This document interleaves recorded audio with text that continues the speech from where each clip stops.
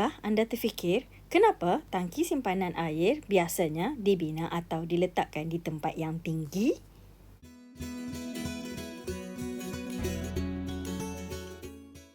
Hari ini kita akan bongkar rahsia tekanan cecair dalam kehidupan harian. Bagaimanakah tekanan cecair boleh terhasil?